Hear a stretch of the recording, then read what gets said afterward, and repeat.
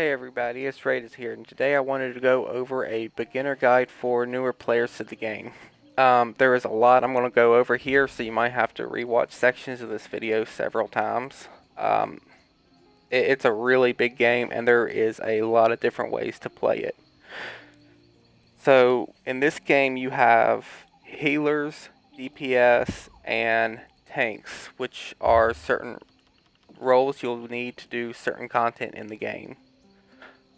We'll start out with the roles. So for tanks, if you hit your start button, go to social, go to groups, you'll see your roles over here you can select. Alright. So as a tank, your job is to group up mobs, taunt them. Now I'm not going to go over abilities and stuff in the game. I'm not going to get too in-depth with that. Like I said, this is just a beginner's guide, so I'm going to go over some of the other stuff that you'll need to know for first starting the game. But tanks will taunt. You have abilities, like they use a sword and shield. So if you go down to, if you open up your inventory, go to skills. Scroll down to sword and shield. Where's that at? Right here, one-handed and shield. The first ability in here, it will say that it'll taunt the enemy when you attack it for 15 seconds. That's the only way to taunt in this game. There is no threat system. However, there is a couple other ways to taunt. If you go to this Undaunted here, it's the third one down. Mine's more, if yours will show up different. But it'll also taunt. Or you can use a ice staff.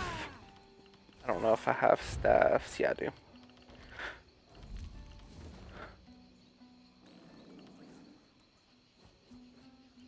So,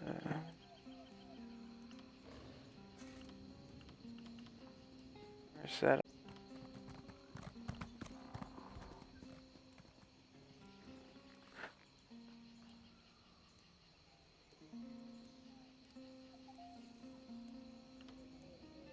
It used to be a...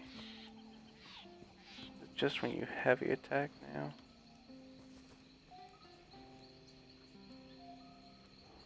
So if you have a lightning staff, it reduces the cost of your block by 18% and increases the damage done of blocking by 10%. And whenever you heavy attack with a frost staff, it will also taunt the enemies. But as a tank, your main job is to tank adds when you're doing dungeons or raids and stuff like that. Also for like armor, you want to wear all heavy armor. Some people will run like 5 heavy armor, a piece of light, and like a piece of medium. I find it best just to run all heavy. That way you get those max resistances and your max health.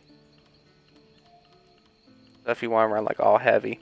Also on your gear, you can run reinforced on some of your pieces, which will also increase your resistances. But you always want to have a sword and shield if you can.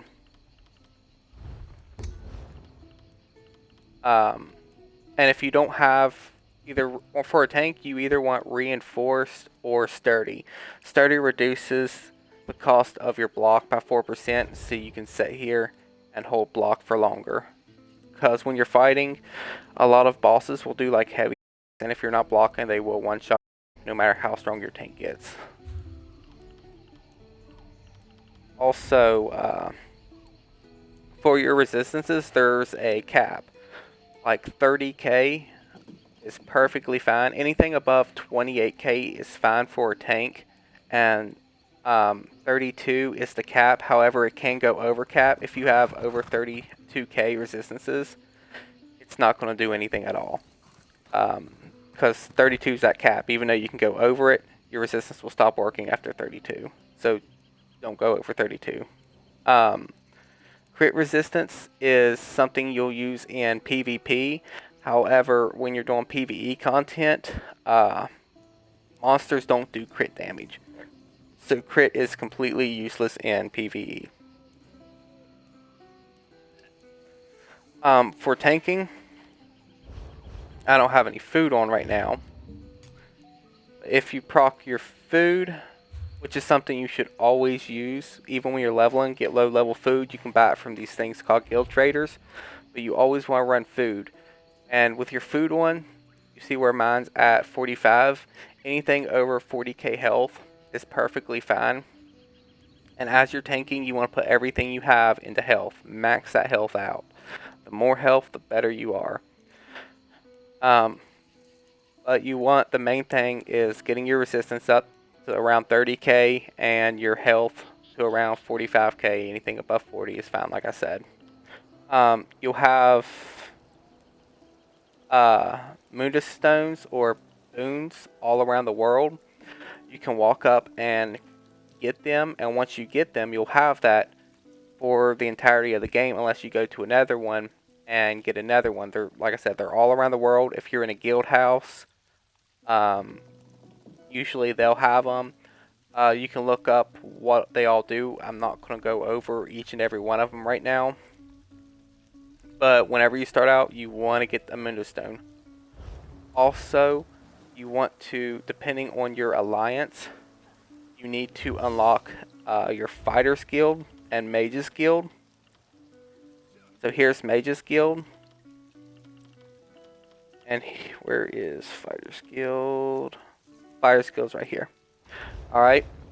And it's, you only have to talk to an NPC and she unlocks the skill line, and you can level up Mage's Guild by collecting like lore books, and Fighter's Guild you'll just passively level it up by fighting and doing dungeons and stuff. There's guides you can find to level them up really fast. But usually they're in your starting areas, like if you're Daggerfall, your Mage's Guild will be right here. It'll show this sign on top of it. It'll say Mage's Guild and all that. You talk to the person in there, she gives you the skill line. You don't, there are people in there you can do quests from, but you don't have to do those quests.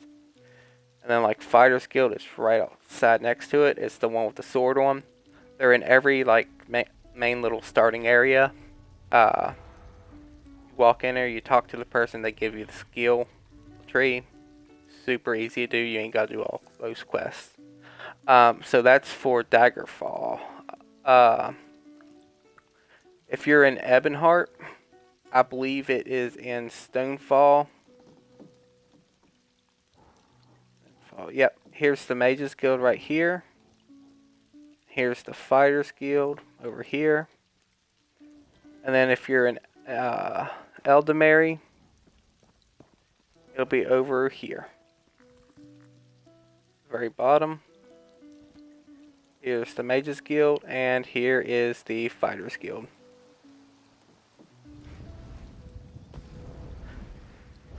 Alright. Also, a lot of people don't know this when they start, but you can zoom in and out of your character. What you do, you have to hold down on your little D-pad right here, and you just move this either closer to you or back up. Super easy to zoom in and out. A lot of players don't know that. Also, whenever you first start out, you want to go down here to options and make sure you look through. Hold on one second.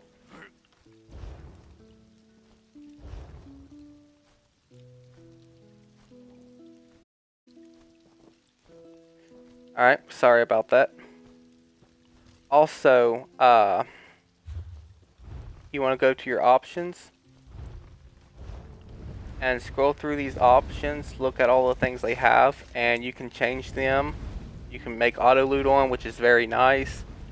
You got your camera angles, your interface. Make sure you look through all these and set these to what you will feel comfortable with.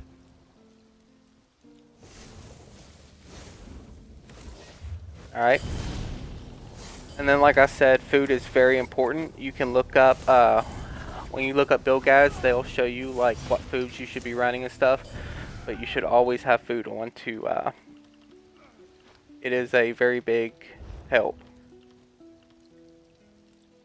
Also, once you get past level 50, you'll get these things called champion points. So if you hit start here, you go down to champion, you'll get this big skill tree. And as you level up through champion ranks, which max rank is 810, you'll get points for all these trees. And they will help you increase like your armor or the damage done and different things. If you look up build guides, they'll go more in depth with them. But they will be really, really nice to have when you get them. Campaign is the PvP of the game. You can like 1v1 people outside. Like if you go down here, walk up to this person, hold start. You can duel them, report them, add as friend, invite to group, whisper them, view their gamer card, and trade. As I'm talking about with the PvP, that's one way to duel. You can also go into campaigns, Cyrodiil, and these are different servers. They're all one thing. Like it will take you to back out of here. It will take you to this spot right here, which is a big PvP place. This is Cyrodiil. There's keeps and stuff in there you can take over. You have Alliance, which if you're Daggerfall, you'll be fighting the Ebonhearts. I'm not going to go too in depth with PvP, but this is where you go when you PvP. Also, you have Imperial City. You have CP and non-CP. Whenever you go into the sewers, you'll be underneath of Cyrodiil, and there's a bunch of stuff you can do in there, farming Telvar, and there's also a little bit of PvE down in there, but those are your PvP areas. So whenever you start, I recommend getting a guild. So what you do is you'll go to your start menu, go to social, go down here to where it says guilds, and as you see, you could be in 5 guilds at one time. If you're not in any guild, which if you're new you won't be, you can go down here to guild finder. Alright, and you can select like role playing, social, PvP, trading. I would recommend having at least one trading guild. That way you can buy items or use it to sell some of the stuff you get in game. So let's go to trading real fast. It'll show a list of different trading guilds. Now read on them. Some of them you'll have to like pay money to be into it, but I wouldn't worry about that. Just get one that's going to be free. Like this very first one up here says fees 20k weekly. As a new player, you're not going to have 20k, so you don't want to worry about that one. Scroll down here, see where it says no dues right under it. You want to get the one with no dues. However, when you're looking for guilds and you want to put in these applications, you want to do I would say 300 to 400, probably 400 members. Even 300 wouldn't be too bad. But if the guild has less than 300 members, I wouldn't recommend joining it, because they're not going to be doing as much. They're not going to have as many active people. And it's going to be really hard to do certain things, which I'm about to show you in a second. So get those applications out and get yourself in some guilds. Now once you're in a guild, you can go back to guilds. Now that you're in a guild, you can click on these, go to roster, and you see how these people are online, and if you scroll all the way down, you'll see the people that's offline. Well, for the people that's online, for an example, let's say you want to go to Somerset. You don't have Somerset unlocked.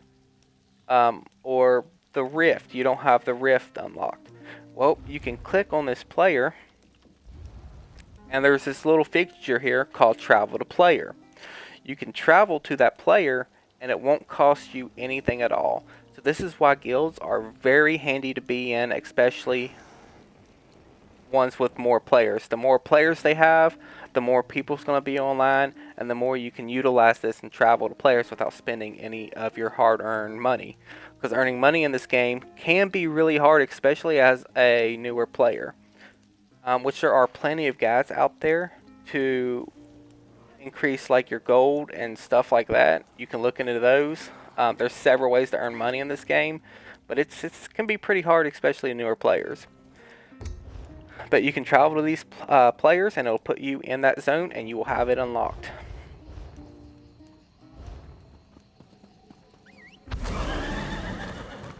Now, there's these, if you want to travel to places, there's these things called way shrines. If you are at a way shrine, you can teleport to a location for free. It won't charge you at all, but you have to have that place unlocked. Like if you look at me, see how I got some of these places unlocked, but there's some I don't have. Like there's, for an example, there's way shrines that's down here, but I haven't been here on this character, so I can't travel there. But you can travel these places that you've already been to with no cost. However, if you're in a pinch and you have to get away from the way shrine here, see I'm not at the way shrine, I can open up the map, and let's say I want to travel down here. Now, if I travel here without using a way shrine, it's going to cost me 146 gold.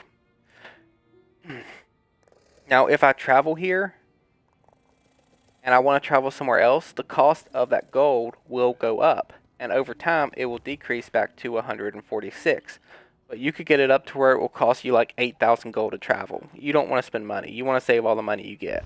So by utilizing the guild thing, it's the best way. Plus, like I said, when you start out, you ain't going to have all these way shrines. So traveling to these players will help you greatly getting to certain areas. Now,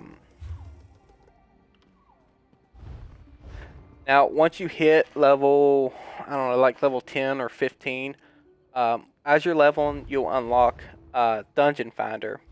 So you can go to Activity, go down here to Dungeon Finder, and you can queue up for Random Daily.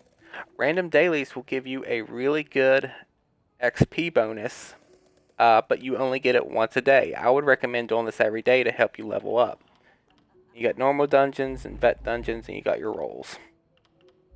Always make sure you're queuing in on the role that you're playing. Once you get higher level and your DPS, you can kinda, I wouldn't recommend doing that. Just try to stick to your role. Now, as a healer and a tank, you're gonna find a lot faster and get into these dungeons, but it might take you longer to queue in as a damage dealer. So what you can do is go down here, and you see at the bottom left right here where it says text chat, you can hit text chat, go over here to where it says, and there's these different guilds. Well, if you click on it, like that's Hounds, Heavy Sack, Trading. So you can go over here, click on this, and you can type in looking for a tank for, you know, a dungeon or something. And then if somebody wants to, says, hey, I can help, like this guy right here, for an example, says, yep, I can. So what you want to do, you want to scroll up to his name and invite him to the group. And that will help increase your queue times. You can also add him as a friend here, whisper, use gamer card, or you can send a mail. Now, something I forgot to mention about the PvP earlier, there's these things called Battlegrounds, and it's another type of PvP, which you can find in the Activity Finder. It basically throws you in teams of 5, and you're in an arena, and you go around doing different objectives like capture the flag, grabbing orbs, just different types of little mini games. Which you also get a bonus from doing that too, on top of, where's it at? Random Battlegrounds. So on top of your dailies, you can get this too and get another good XP bonus. But you can only do this once a day also. Now if you ever get, right here you got customer service, you can get me unstuck and all this. Now the get me unstuck you can use once an hour and it will cost you gold, but if you fall in a hole and you can't get out of, you can always press this button and it'll teleport you to a safe area. So keep that in mind. Let me see. Also, you have mail. If you want to send stuff to players, you can go up here to inbox, send. You can send to players, send gold. You can send items. You can message them, and this is how you send stuff from player to player without actually being in front of them and trading them by walking up and going to trade. So if they're not around you, you can still trade. Your mailbox can be very handy in the game. Also, if you buy stuff from guild traders, everything you buy from guild traders will appear in your mailbox. So if we walk over here, there are guild traders all around the map. Right here, I'm currently in Gratwood. Alright, down in here. The guild traders will look like this right here. It'll say guild trader on it. If you talk to these are the traders I was talking to you earlier about in the guilds. They can hire out weekly guild traders, and people will come here and buy merchant from your guild.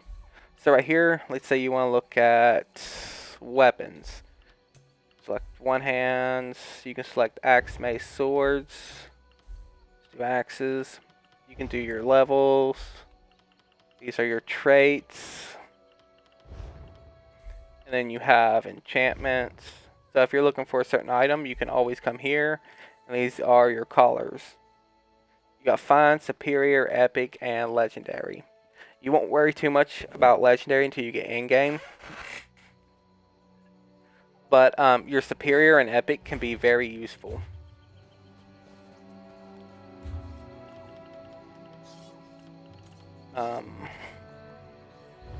You'll have a crown store, which you can spend real money in-game. Oh, you also get daily rewards too, which you can get on and collect every day.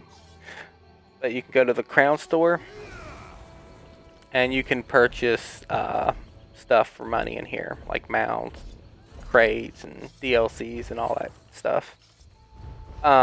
You have collections, which are stuff you've collected. You got your appearance, housing, tools, mounts, all that fun stuff. And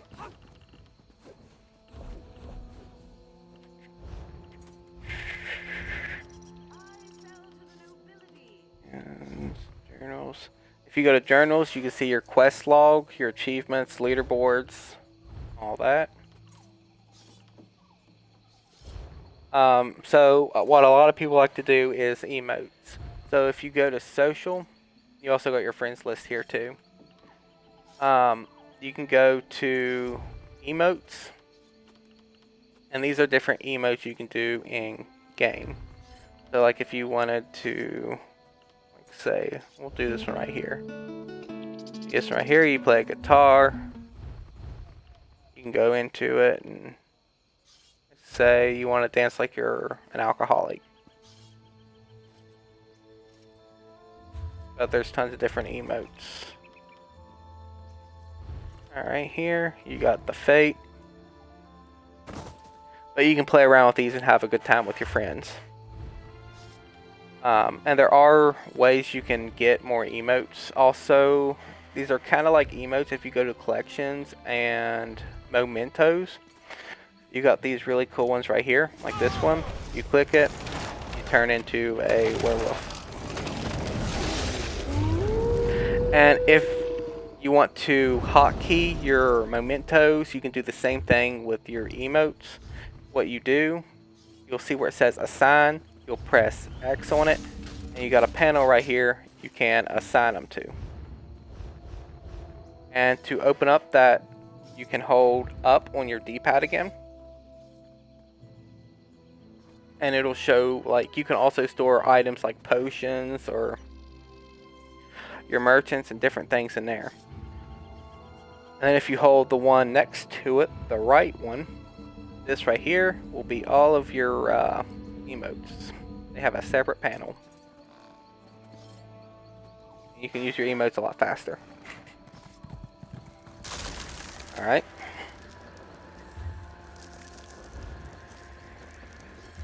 I'm not going to swap over to the characters, but with roles, you have DPSs. DPSs in the game are meant to do damage, and that's it. Now you will have like a self-heal or some way to keep you alive on a DPS, but your main goal is to DPS, not to tank mobs, not to taunt. It's straight up to DPS. If you're a healer, your job is not to do damage, it's to heal. So you should be healing your group members. Although you can have a couple damage dealing things on your back bar for when you're doing solo content and you're not around people and you're in the open world. But when you're doing dungeons and stuff, you want to heal. And if you tank, you want to tank. A lot of people will build characters to kind of do damage, DPS, and heal at the same time. Those are called hybrids. And there are builds on there, but they're not very beneficial. I know a lot of people hate to do that because console games, a lot of them are like single player and you kind of do all those. But in games like this, you have roles and you're going to be more beneficial if you do your role. For an example, let me bring up my character sheet. You're going to sacrifice, because there's going to be a time when you get in the game where there's not going to be anything more you can do to increase your damage or your tankiness. So let's say I got all gold gear on this character, for an example, and I maxed out on my resistances. This guy's a tank. Well, if I want to increase my spell damage or my weapon damage to do more damage, I'm going to have to sacrifice my health or my resistances, or I'm going to have to sacrifice something to get more damage out. Well, if I do that, I'm going to make my character a weaker tank. So if I make myself a weaker tank, it's going to be a lot harder for me to do my role and do my job. And a lot of people get that confused. But you want to stick to your role. It's very important. If you're a Magicka character, you'll put all your points into Magicka, maybe a couple points in health to get your health, a little higher. Same thing with stamina. You can put a little bit in health for more survivability. If you're a DPS or healing, I would recommend around 18k health, 18 to 20k health. Never go under 18k and never go over 20k. Now when you're starting out, you're not going to have all these stats, but as you progress through the game, you'll level up, get more skills and stuff that will increase your health. Also, race is a very big thing in this game and can help you out a lot. So for an example, I'm an Imperial tank. So as the Imperial class, I get increased max health, increased stamina, and I get resources when I do damage. I think Imperial is probably one of the best roles you can get for a tank. However, there are some other ones in there like Orc or Nord are good options too. However, if you're looking for DPS, you want to go with either a Khajiit for crit. But I think the best ones to pick would probably be a high elf for Magicka characters, because you're going to be able to do the highest amount of Magicka damage with that character. Now, if you're doing stamina, I would recommend running a Orc over any of the other ones. Now, there are like Bretons and Wood Elves that will give you more sustain but less damage. But it's a big loss in your damage for a little bit of extra resources, which is perfectly fine if that's what you want. you can go that route, but you are going to lose a lot of your damage doing that, but your resources will be a lot better. But if you can, you want to go high elf or orc for the best damage if you're going to do DPS. If you're going to heal, the best class you can go is either Breton or a Argonian, which is like a lizard. They give really good bonuses towards healing. Breton gives a lot towards resources. I would say the best for healing is going to be your Argonian to give you out those healing numbers. But as far as resource management, Breton's really good too. Either or on those would be just fine for healing. But yeah, you'll unlock different passives and stuff for your character. And they can help increase your health and stuff, which will make your health and your stats and all that go up.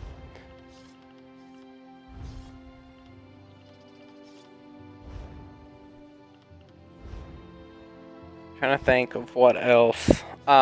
When you first start, there's two types. Well, there's more than two types. There's several different types of players. So you have this big giant world. Hold on one sec.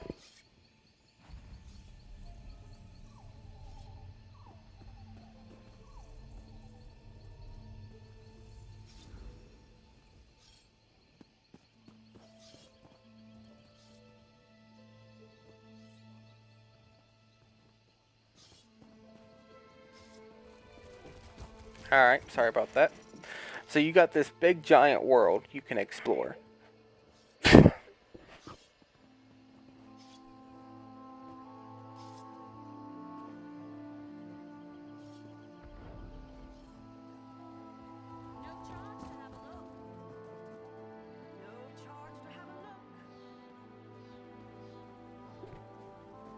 Alright, so you got this big giant world to explore.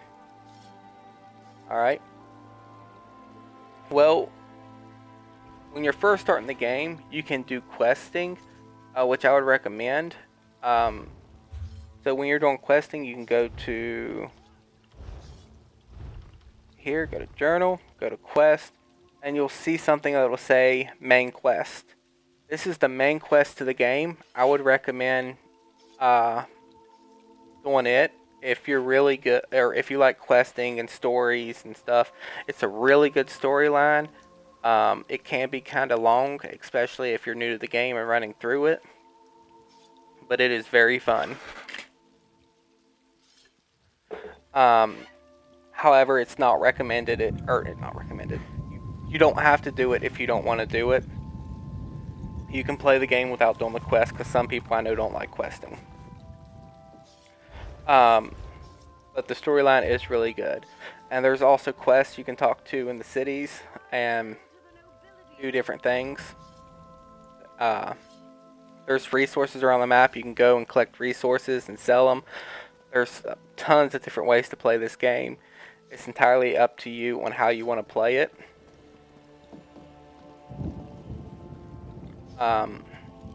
These right here are your dungeons, which when you queue, you'll go into these dungeons, or you can walk into them yourself. You got houses in this game where you can purchase houses. Go your collections, housing. You can teleport to your houses, travel to them. You can decorate them, do a bunch of things in it. You got furnishings. So if you like doing that, kind of like a Sims type thing where you're building your houses and doing all that stuff, it can be very fun. Although it can be very costly too. I'll warn you about that now. But it is fun.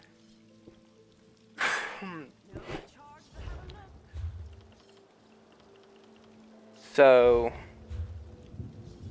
now, once you hit 45 or 50, you'll start getting into the Undaunted. Now, I don't know about Ebonheart. You can Google how to get Undaunted.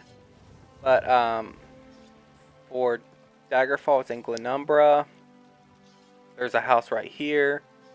You can walk in here, and there'll be a quest for the Undaunted.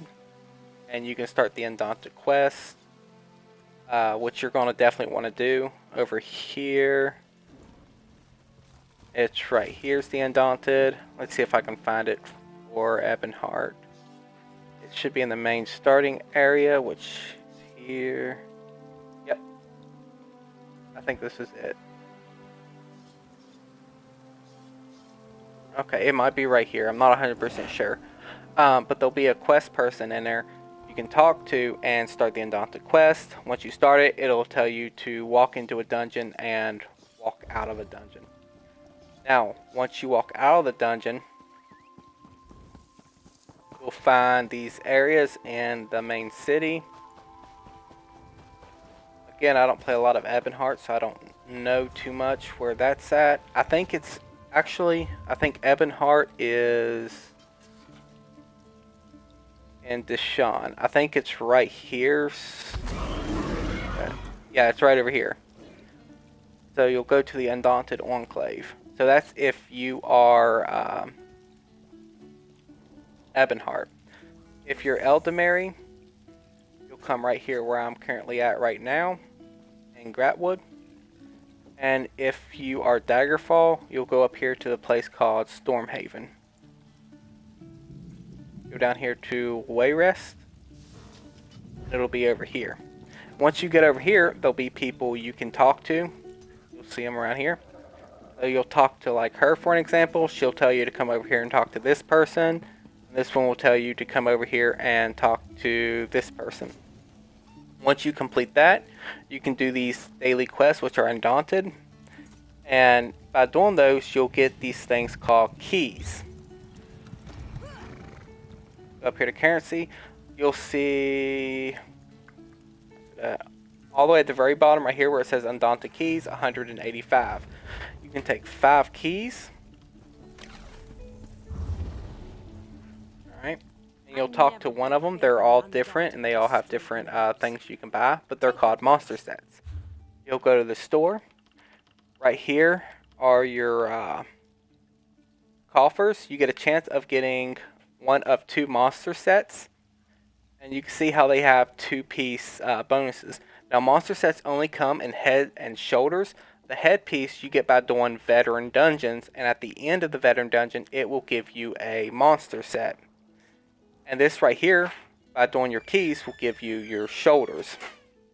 So you're going to want to get your shoulders here, and you have to keep doing these dailies to get keys. And you can see where these give you really big bonuses. They are very, very strong. And you're going to want monster sets on every character. For an example, for my tank, I have Malabeth. Really good tanking set. You also have like Stonekeeper, which is another one. It's a 2-piece item set, head and shoulders. Now, if you're wanting to work on like woodworking and stuff, there's different guides of how to level them up faster.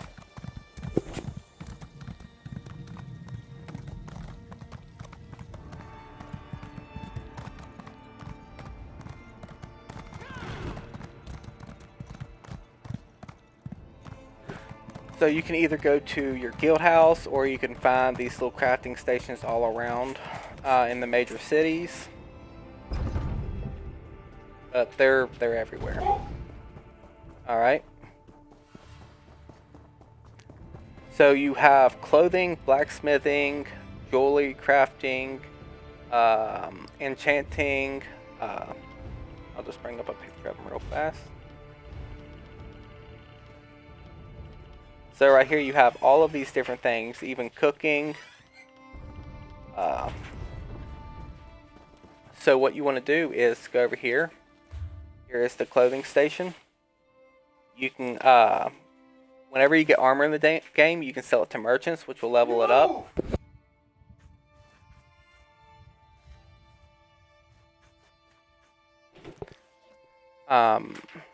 You can create it, you can improve it and make it from green, blue, epic, and legendary. So this is where you go to level up your gear. You can also research it and research your different traits. There's tons of guides on it. And you can refine your materials here. So if I go to, let's say, blacksmithing, you get these passives whenever you level them up. Where's one?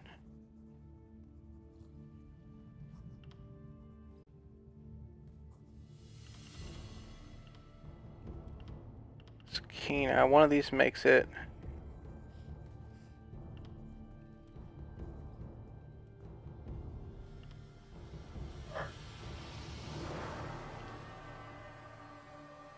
But you can unlock these different passives.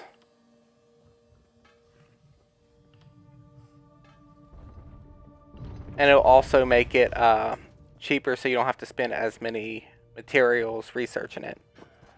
So there's the clothing. Over here is woodworking.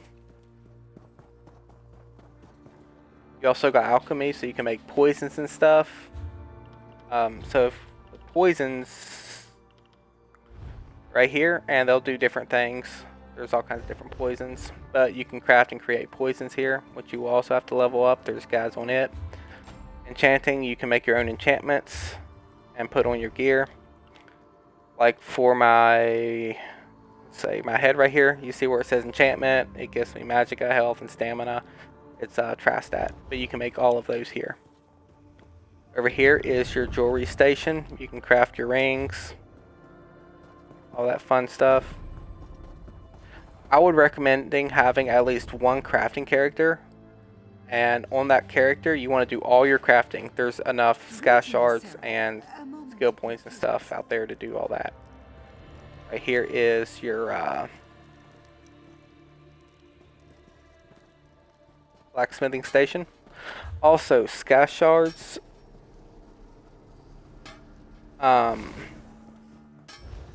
They're all around the map. There's different guides on sky shards. If you collect 3 sky shards, it'll give you 1 skill point. And they're all over the place, all around the world. You can look up sky shard videos and do runs and farm them and get more skill points. Also, if you complete certain quests in the game or dungeons, they'll give skill points. There's tons of ways to get skill points in this game. You just have to work for them. But you'll get 1 crafter and level them up and everything.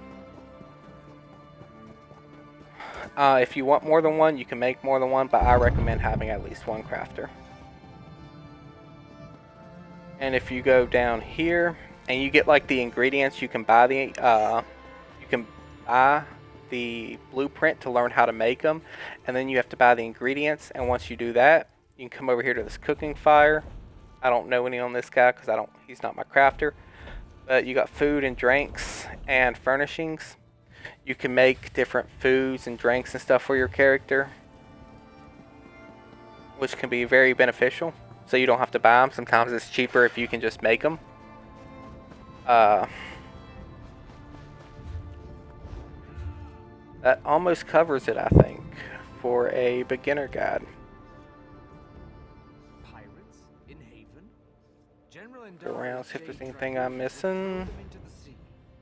If she was there, but they marched out. I think that's about it. If there's anything that I left out that you would like me to touch base on, I'll make another video. Just leave it in the comments below and I will get back to you on that.